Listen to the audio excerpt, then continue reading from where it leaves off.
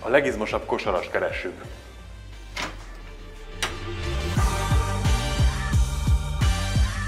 Dani, megint te? Gyertek be, nézzetek szét!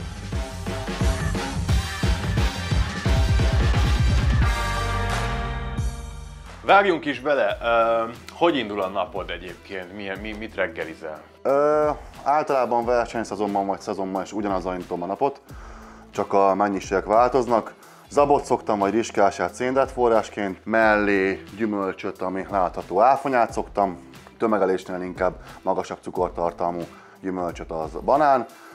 Fehérje forrásom az tojásfehérrelé, egy ilyen 200 g, egész tojás, 2 egész tojás, pluszban vagy palacsintát csinálok, zabból vagy zabkását, és arra szoktam még rakni cukormentes szirupot, ez egyébként egy újfajta, és 30 g mogyoróvajat. Nagyjából minden reggel ezzel indítom a napot. Ez ugyanez a tömegelésnél is, ugyanez a diétában is, csak mondjuk tömegelésnél zabból vagy riskásából 100 g-ot szoktam, diétában pedig ez ilyen nagyon függ, hogy milyen szakaszban vagyok, de általában 50-60 g-ot. Mi a következő étkezésed a nap folyamán? A következő étkezésem az edzés előtti pre-workout még nem szokott lenni, ami zsírforrásként is szoktam több zsírt bedobni az edzés előtti étkezésemhez, ami mogyoróvaj, riskása, hozzáadjanak fehérje, ez úgymond a desszert, plusz zsírforrásként szoktam még avokádót, és a szénhidrátforrásom az vagy burgonya, sima burgonya, vagy pedig rizs, a fehérjeforrás pedig pluszban az csirke mellett szoktam enni.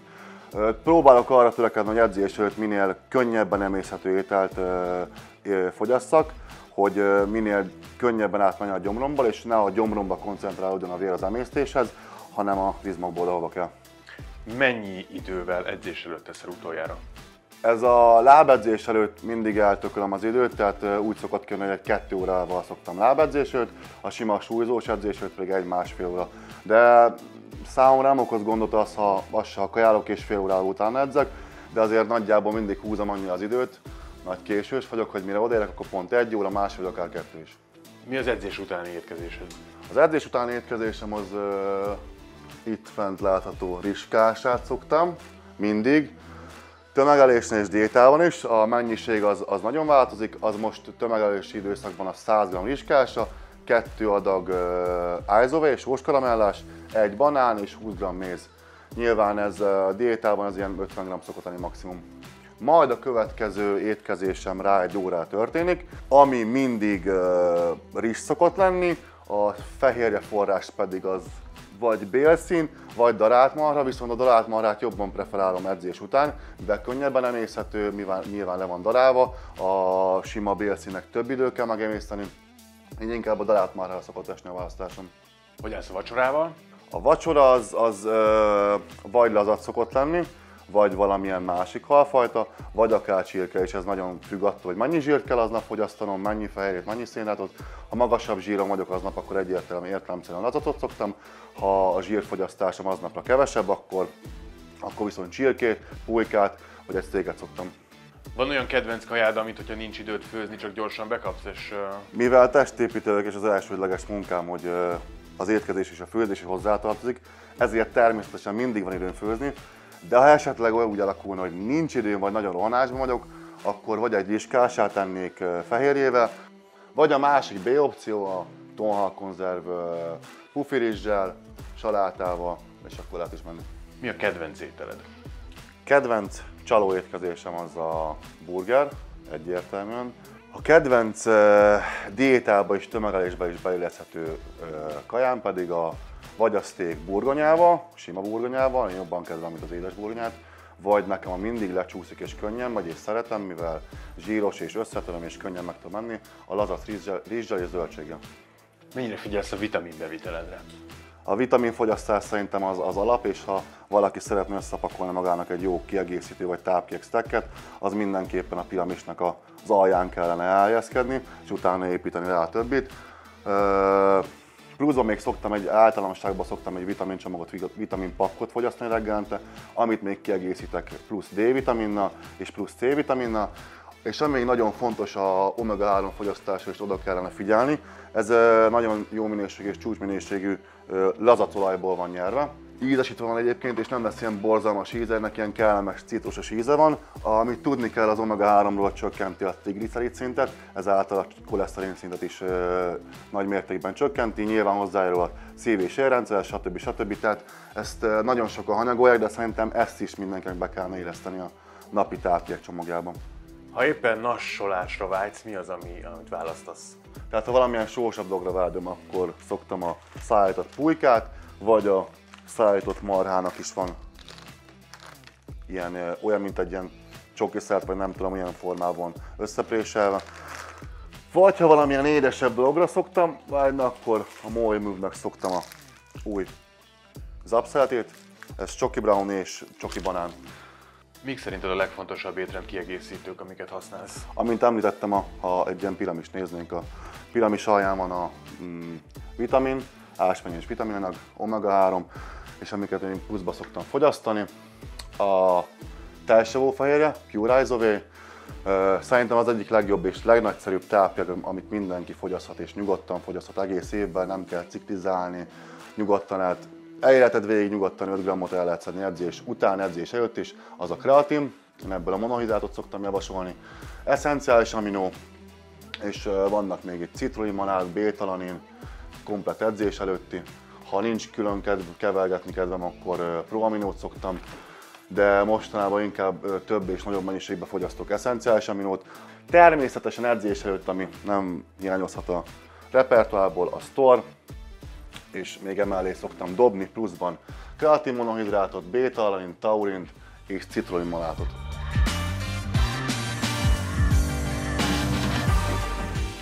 Amint említettem, lábedzés lesz, precízen kimérem ékszermérleggel, hogy mennyit kell. Mivel azt vettem észre, hogy az egy kanál az nem 7 g, hanem ha egy kanállal veszünk a toros kanállal, az pontosan 4,50. És én ebből így szoktam egy ilyen mindenféle, ami nem baj, 10 g-ot. És ez a 10 g, az tényleg 10 g. Úgyhogy ha nagyon precízek szeretnétek lenni, akkor be kell ruházni egy ilyen ékszermérlegre. Mivel most lábedzést tesz és kell az extra energia, összerakom nektek a Berecki féle pre-workout stacket, ami még van 5 g kreatin, pluszban 5 g citrulin, mivel citrulinból arginin lesz, arginin fog alakulni. Oké. Taurinból 2 g, igen. És amitől ezt a bizsergő érzést szoktátok érezni, és mint a hagymányák futkosnának a bőrötökön, ezt a bétalanin szokta egyébként okozni. Nem lenne benne elég, még ebből rádúrantunk egy 5 g-ot. És így még ezt hozzádobjuk, és kész a Berecki féle edzés előtti stack.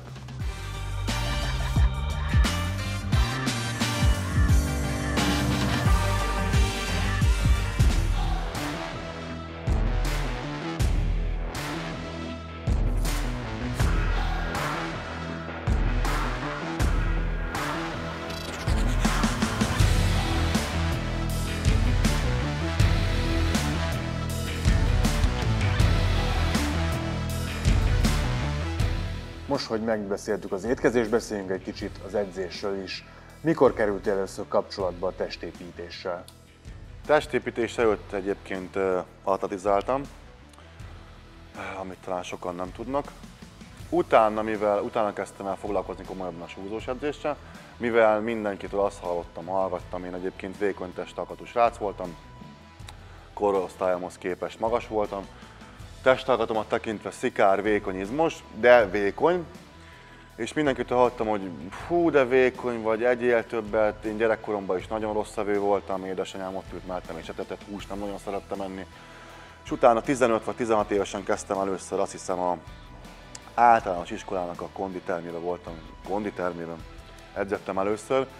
Majd egy kis garázsban kezdtem egy kedves barátomnak a termében, Józsi termében edzeni, Pál József termében, és onnan ő csinált egy komolyabb termet ott vidéki szinten, és akkor így fejlődtem fel folyamatosan, utána már átmentem a mellettünk lévő, közelebb lévő városban, és ott edzettem először igazán komolyabb felszereltségű konditerembe, de magával a súlyzós edzéssel, azt hiszem ilyen 15-16 évesen már bohóckodtam, és ahhoz képest, hogy tudatlan voltam, nyilván akkor még nem állt ennyi rendelkezésre, ennyi tudásanyag, interneten, bárhol, bármit most be tudsz ütni, meg tudsz keresni, akkor még csak könyvekből, magazinokból tudtunk informálódni. Ahhoz képest, hogy magamhoz képest elég jó eredményt értem el, fizikumot tekintve.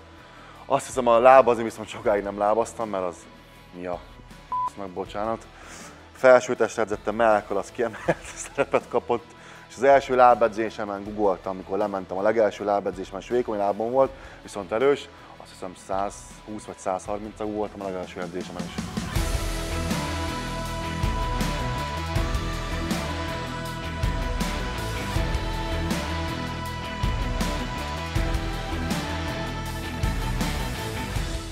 Mi jelentette a fő motivációt, hogy versenyző legyél?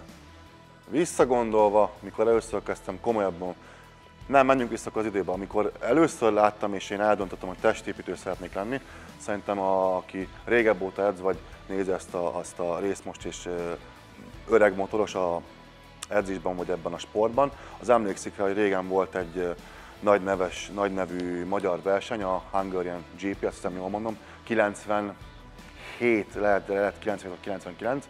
Na ekkor az akkori top profikat, már most összerakva a képet, tudom, hogy kit láttam, a Flex Wheelert láttam, a Hajdúszoboszló és Tandon, és azt hiszem a Kevin Lebronit, akkor voltam azt hiszem ilyen 8 éves körül lettem, igen, 8-9. Akkor nem tudtam, hogy kik ők, viszont most így visszagondolva és a képeket megnézve, most már tudom, hogy a Flex Wheelert és a Kevin Lebronit láttam. Full formálva, pózgatjába fotózták őket, és én órákig ott néztem a standon, én nem is fülöttem aznap. És édesanyám jött értem, hogy kisfiam, menjünk már, és én néztem és szállítva, és mondtam, hogy anyu, én testépítő leszek, na ekkor. És ez örök emlék marad, és most már így pont ebben valamelyik héten gondolkodtam, hogy ez a Flex Wheel és a Kevin Lebroni volt 100%. Hát abban az időben az a fizikum, az még most is kilógna a strandon, nem hogy abban az időben, tehát nekem az nagy motiváció volt. Még a kedvenc edzésnapod? Régen kifejezetten kedveltem a lábedzést, és kifejezetten utáltam a válledzést. Most már minden edzést szeretek, minden edzést várok.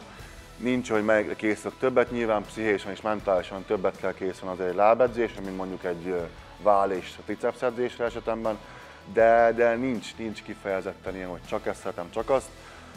Minden edzést megszerettem, és minden edzést szeretek. Kardiót mikor szokott beiktatni, edzés előtt, után, vagy külön napokon? Ez fontos elmondani a kardióval, és éjgyomros kardió, nem éjgyomros kardió. A napi kalória felhasználás, és a napi lépésszám is számít egyébként ezekben a dolgokban. Tehát az, hogy te mikor végzed el a kardiót, az, hogy éjgyomorra jobban bontja a zsírt, vagy te napközben csinálod, vagy súlyzós edzés után, teljesen mindegy, az a lényeg, hogy csináld meg. Én azért szoktam reggel éjgyomorra, mert így sokkal jobb az időbeosztásom, és így jobban összeáll az egész napom. Googolás tekintetében inkább a szabad súly, vagy inkább gépbe szereted végezni? Ez is egy furcsa dolog, mert régen azt mondtam volna, hogy csak kizárólagosan szabad súllyal kell és azt kell erőltetni.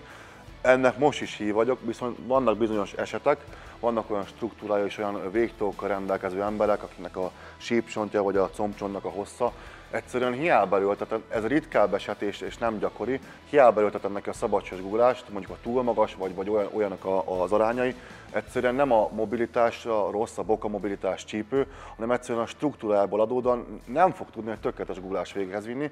Ebben az esetekben sokkal jobban lehet használni a heggépet vagy akár a kereten guggolni, viszont ez egy szélsőséges eset, normál esetben lévő emberek, akik strukturálisan ideálisabb a guggolásra, szerintem az mindenképpen tanuljon meg szabadsúlyra guggolni, és vegye ki a részét a szabadsúlyos guggolásból. Majd, mikor már guggolt eleget, és van egy megfelelő alapja, akkor már lehet variálni, hogy egyik héten mondjuk szabadsúlyra guggol, másik héten csak hekken guggol, viszont én hiszem azt és vallom, hogy a jó comb felépítéshez mindenki valamilyen időszakban, időszakosan guggolt szabad súlya. Az egy dolog, hogy utána már váltott keretre, váltott csak hetre, váltott csak tolásra, esetleg volt valamilyen sérülése, vagy specifikusabban utána jobban tudja terhelni magát egy hegguggolással, viszont aki kezdő, és ezt szerintem általánosan ráhúzhatom mindenkire, muszáj guggolnia. Mit javasolsz, bandázsal vagy bandázs nélkül guggolja? Nekem a rendszeres bandázs használattól képes begyógyulnom a patellám. Szerintem sok srácot látok túlhúzott bandázsal és nagyon nagy súllyal, irreálisan nagy súllyal guggolni, bele és guggol, esetleg kísérik, viszont szerintem A túlhúzott bandázs az képes levenni a terhést a feszítőről, és jól fog kinézni a gyakorlat, jól fog kinézni videón, viszont nem kapja meg azt a megfelelő terhelést a fenék, farizomfenék, combfeszítő, combhajlító, amit esetleg egy lazábbra húzott bandázsal, vagy esetleg bandázs nélkül egy térgumiban végzett guggolás tenné lehetővé. Én azt javaslom, hogy nem kell bandázsolnia, bizonyos súly felett egy ismétlés maxokhoz ajánlanék inkább bandást. A konkrét klasszikus badis lábedzésről van szó, szerintem a térgumi az tökéletes.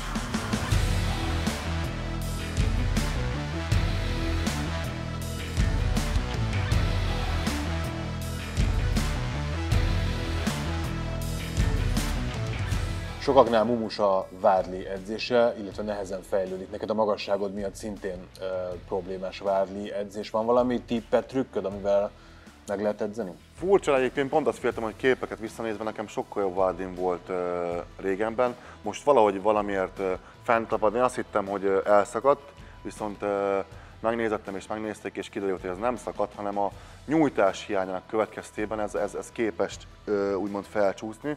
Úgyhogy most ezen dolgozok, hogy ennek a vádlimnak a régebbi formát visszakapjam, viszont visszatérve a kérdésedhez, a vádli az egy nagyon alattomos dolog, ez nagyon nagy mértékben függ a genetikától, viszont szerintem ők komoly és kemény edzéssel nagy mértékben javítható is, amit én javaslok vádlira. A nyújtás az minden vádli edzés után nagyon-nagyon fontos és javasolt, mivel ilyen problémával küzdhettek később, mint ami nekem is most van.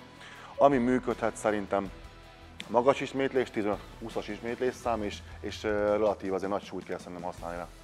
És próbálni teljes mozgástartományban dolgoztatni az adott izmot, vagyis a vádlit, és utána pedig mindig lenyújtani. Ez nem csak a vádli edzésről érdemes tudni, hanem minden izomcsoportról. Mit javasolsz? Egy brutális lábedzés inkább önálló sorozatokból áll, vagy piramis módszert használsz, vagy esetleg szettes edzés a leginkább működő? Mint ahogy A-ból B-be eljutni is többféle úton lehet, ezért a sorozatok és ismétlésszámok tekintetében is szerintem többfajta elmélet működik. Alkalmazhatunk piramis növekvő sorozatokat, hogy sorozatról növeljük a súlyt. Alkalmazhatunk úgy, hogy van egy bemelegítünk, van egy munkasorozat, van egy top settünk, majd van egy back-off settünk, ahol kevesebb súlya. Én mostanában ezt szoktam lábedzésnél. Régen, amit alkalmaztam, ami hiba volt, túl sok sorozat volt, túl sok 4-5 sorozatokat akartam gyakorlatonként csinálni, és ez 4 gyakorlatnál azért ez nagyon sok. Most úgy gondolom, vagyis úgy vallom a jelenlegi tudásom szerint, hogy olyan 10 munkasorozat mondjuk feszítőre, 11 az bőven egynek kell, hogy lennie. Ismétlés számot tekintve, amit én alkalmazok, az alapgyakorlatoknál alacsonyabb ismétlés, 6-ok, 8-ak, 10-ak, vagy akár, ha úgy van, bemegyek egyre és egy ismétlés maxot nézünk, de 6-8-10 az oké, például a guggolásnál, viszont kiegészítő gyakorlatoknál ott felmegyek 10-15 vagy akár 20 ismétlésig, és nekem ez most bevált is működik. Például a lábnyújtásnál bemenni 6 ismétlésre totálisan felesleges és nem érdemes, ott szerintem a 20-as ismétlés és 15-ös sokkal jobban működik. Mi az, ami még motivál téged a testépítésben? Most nagyot fogok mondani, és nagyot álmodtam ezzel, amit én akarok, de nekem a legfőbb célom még mindig az, bár a kártyát még nem kaptam meg, mindig valamilyen folytán lecsúsztam, nem lett meg, de ezt hiszem és hallom, ezt meg fogom tudni szerezni ebben az évben vagy következő évben. Én szeretnék lenni az első magyar, aki Openbe, olimpián feláll és kvalifikálja magát. Ez egy nagyon-nagyon nagy terv, nagyon-nagyon nagy álom, szerintem minden testépítő versenyen induló embernek ez az álma, de én most nem nagy képviselőt fogom mondani, adottságaimat tekintve, magas versenyzőként, úgy gondolom az én vázamra, az én alkatomhoz még bőven fél izom, és ha ezt megtöltöm és tartom ezt a struktúrát, és még több izmot pakolok rá, akkor ezzel szerintem nem lesz gond. Egy utolsó kérdésem lenne, régóta brékelsz?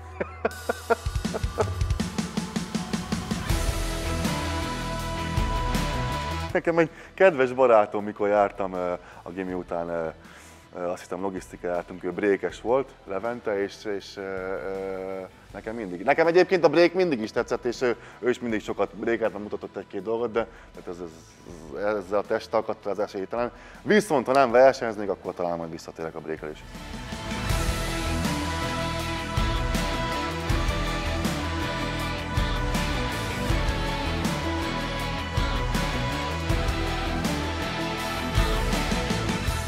Remélem, hogy hasznos információkat tudtam nektek szolgálni.